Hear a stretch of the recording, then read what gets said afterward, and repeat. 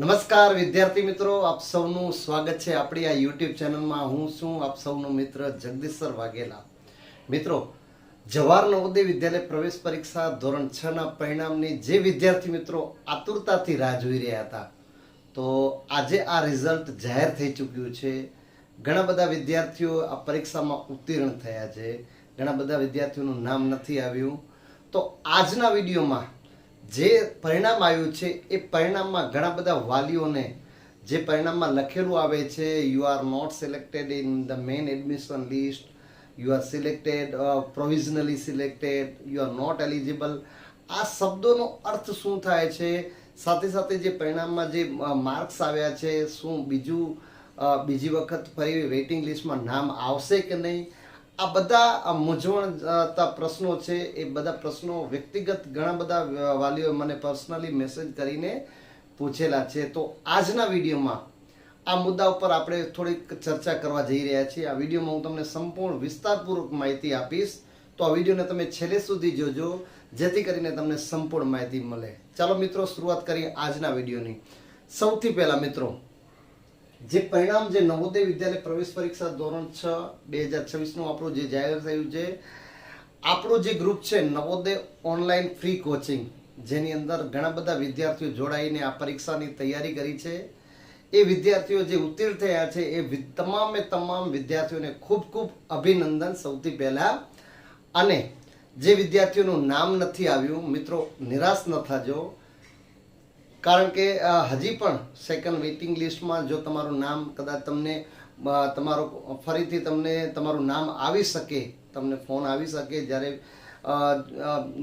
જ્યારે માની લો કે ઘણા બધા વિદ્યાર્થીઓ જે એડમિશન ન લેતા હોય અને રહી જતું હોય ઘણીવાર, તો સેકન્ડ લિસ્ટ વેઇટિંગ લિસ્ટમાં પણ ઘણા વિદ્યાર્થીઓનું નામ આવી જતું હોય છે. ચાલો મિત્રો, તો આપણે આજ જે મુદ્દો છે, જે ટોપિક છે, જ્યારે પરિણામ તમે ચેક કરો છો, જે તમારી હોલ ટિકિટમાં જે તમારા જે રોલ નંબર છે અને જે તમારી જન્મ તારીખ જ્યારે તમે એન્ટર કરો, ત્યારે તમને જે વિદ્યાર્થીઓ અમુક વાલીઓને આવું લખેલું આવે છે, અમુક વાલીઓને આવું લખેલું આવે છે અને અમુક વાલીઓને આવું લખેલું આવે છે. તો સૌથી પહેલા જે વિદ્યાર્થીઓને આવું લખેલું આવે છે, you are provisionally selected for admission, એનો મતલબ એ થાય છે કે મિત્રો, દરેક જિલ્લામાં ટોટલ 80 સીટ હોય છે, બરાબર? તો હું તમને થોડુંક આના વિશે માહિતી આપી દઉં. 80 સીટ હોય, ટોટલ 80 વિદ્યાર્થીઓનું સિલેક્શન થતું હોય છે પહેલી વખત, બરાબર, દરેક જિલ્લામાં. તો આ 80 વિદ્યાર્થીઓમાંથી SC, ST, OBC, જનરલ, બરાબર, આ જનરલ, આ તો ક્રાઇટેરિયા છે. સાથે રૂરલ, અર્બન એટલે ગ્રામીણ વિસ્તાર અને શહેરી વિસ્તાર આપણે જેને કહીએ, અને 1/3 ગર્લ્સ એટલે છોકરીઓ માટે.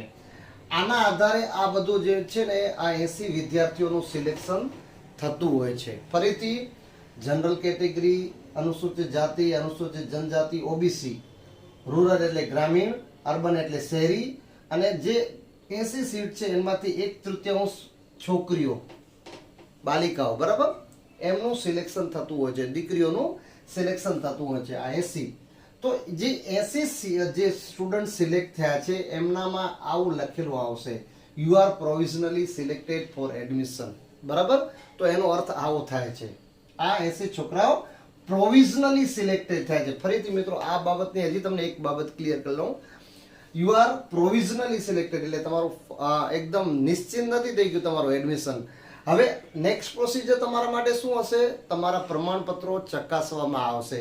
હવે તમને ફોન આવશે નવોદય વિદ્યાલયમાંથી, જે તે જિલ્લામાં તમે ફોર્મ ભરેલું છે. ધારો કે કચ્છ છે, તો કચ્છની નવોદયમાંથી જે ઇન્ચાર્જ હશે નવોદય વિદ્યાલય સમિતિ, આપણે નવોદય વિદ્યાલય એક્ઝામના જે ઇન્ચાર્જ ટીચર હશે નવોદયમાં, એ તમને ફોન કરશે અને તમને જણાવશે કે તમારે આ પ્રમાણપત્રો લઈ આવવાના છે. કયા કયા પ્રમાણપત્રો જોઈશે એના વિશે પણ હું તમને વધુ વિગતવાર વિડીયોમાં માહિતી, નેક્સ્ટ વિડીયો હું બનાવીશ, એમાં માહિતી આપીશ.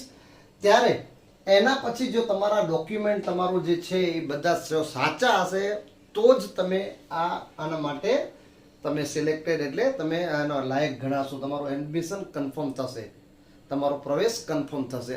અધરવાઇઝ તમારું રિજેક્ટ થઈ જશે, બરાબર. જો તમારા ડોક્યુમેન્ટ, તમારા પ્રમાણપત્રોમાં કાંઈ પણ અધુરાશ હશે તો તમારું રિજેક્શન થઈ શકે. તમને એડમિશન નહીં મળી શકે.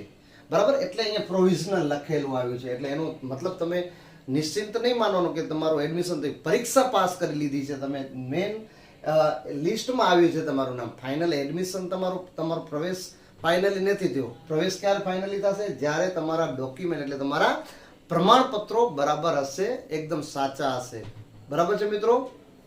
તો એનો મતલબ અર્થ આ થાય છે you are provisionally selected for admission. Next છે you are not considered for admission in main list. જે લિસ્ટ આવ્યું છે 80 છોકરાઓનું, જે આ કેટેગરીના આધારે SC, ST, OBC, general, rural, urban, 1/3 girls, એના આધારે જે 80 વિદ્યાર્થીનું નામ આવ્યું છે એમાં તમારું અત્યારે નામ નથી. હવે આ 80 છોકરાઓમાંથી જે વિદ્યાર્થીઓ એડમિશન નથી લેતા એના પછીનો જેનો નંબર આવે છે મેરિટ પ્રમાણે, આ ક્રાઇટેરિયાના આધારે તો વેઇટિંગમાં એમનું નામ થઈ શકશે. બરાબર? તો આ એનો અર્થ આવે છે, આ એવો થાય છે you are not considered for admission in the main selected list. ઠીક છે મિત્રો, સમજાઈ ગયો? આનો અર્થ શું થાય? આનો અર્થ એવો થાય છે કે બીજી વખત જ્યારે લિસ્ટ બહાર પાડે વેઇટિંગનું, એમાં તમારું નામ આવવાની શક્યતાઓ રહે, સંભવિત શક્યતાઓ રહે. બરાબર? તો એનો અર્થ થાય યુ આર નોટ એલિજિબલ. એટલે અહીંયા તો મિત્રો એવું થાય છે કે અહીંયા તમારા માર્ક જે સેટિસ્ફેક્શન, જે મતલબ જે એપ્રોપ્રિએટ માર્ક હોવા જોઈએ ને, જે પૂરતા માર્ક, એ પૂરતા માર્ક નથી. એટલે તમે લગભગ એ કોમ્પિટિશન હોય ને એનાથી ઘણા દૂર છો મતલબ. તો યુ આર નોટ એલિજિબલ એટલે તમે એના માટે અત્યારે લાયક નથી. બરાબર ને? તો આ ત્રણેયનો અર્થ આવો થાય છે મિત્રો. આશા રાખું કે આ ત્રણેય બાબતો તમને સમજાઈ ગઈ હશે. બરાબર છે મિત્રો? ફરીથી આ ત્રણેય બાબતોમાંથી તમને જે પણ આવ્યું હોય એનો સમજી લો ને, મેં સચોટ અને પ્રોપરલી મેં તમને માહિતી આપી. ઠીક છે મિત્રો? તો હવે તમારા જે નેક્સ્ટ જે તમારી જે પ્રક્રિયા છે ને, એ તમારા પ્રમાણપત્રો તમારે બનાવવાના રહેશે. એ પ્રમાણપત્રો ક્યાં ક્યાં જોઈશે એના વિશે પણ વિગતવાર વિડીયો ટૂંક સમયમાં જ હું બનાવીશ અને તમને માહિતી આપીશ. આપણા ગ્રુપમાં આ નવોદય વિદ્યાલય પ્રવેશ પરીક્ષા ધોરણ 6 ની નવોદય ઓનલાઈન ફ્રી કોચિંગમાં જે વિદ્યાર્થીઓ તૈયારી કરતા હોય અને જે વિદ્યાર્થીઓ પાસ થયા હોય એ વિદ્યાર્થીઓ આપણા આ ગ્રુપમાં કમેન્ટ કરજો. અને આ યુટ્યુબની જે લિંક છે, કમેન્ટની લિંક છે, એમાં તમને કેટલા માર્ક્સ આવ્યા છે, તમે સિલેક્ટ થયા છો કે નથી થયા, તમને આ માહિતી કેવી લાગી એના વિશે જરૂર કમેન્ટ કરજો. તમારા માર્ક્સ કેટલા થાય છે, તમે સિલેક્ટ થયા છો એના વિશે કમેન્ટ જરૂર કરજો. વિડીયો અને માહિતી તમને જે સારી લાગી હોય મિત્રો તો કમેન્ટ જરૂર કરજો, શેર કરજો, લાઈક કરજો. ફરીથી પ્રમાણપત્રો વિશે હું તમને વિગતવાર માહિતી આપીશ. આ વિડીયો મેં ટૂંકો જ બનાવ્યો છે મેન આ બાબતોને સમજાવવા માટે. ફરીથી મળીશું. થેન્ક યુ, ધન્યવાદ.